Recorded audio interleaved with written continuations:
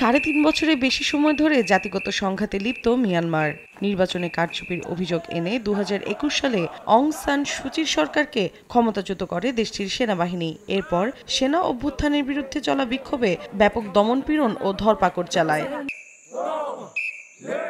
এবার অস্ত্র ছেড়ে বিদ্রোহীদের শান্তিপূর্ণ আলোচনায় বসার আহ্বান জানিয়েছে মিয়ানমারের জান্তা সরকার। স্থানীয় সময় বৃহস্পতিবার এক বিবৃতিতে এ আমন্ত্রণ জানায় জান্তা প্রধান। দেশটির রাষ্ট্রীয় গণমাধ্যম ইরাবতীর বরাতে বিভিন্ন আন্তর্জাতিক গণমাধ্যমের প্রতিবেদনে বলা হয়, ২০২৩ সালের অক্টোবর থেকে জান্তা বাহিনীর বিরুদ্ধে একসঙ্গে আক্রমণ শুরু করে বিদ্রোহী গোষ্ঠীগুলো।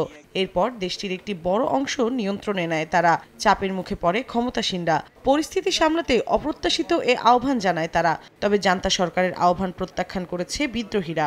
বলছে, এ প্রস্তাব কোনোভাবেই বিবেচনার বিষয় নয়। পতনের দ্বারপ্রান্তে রয়েছে জান্তা সরকার।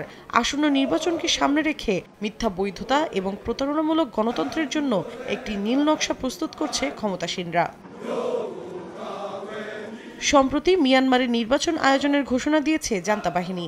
আগামী ১ অক্টোবর থেকে শুরু হবে ভোটার তালিকা হালনাগাদকরণ।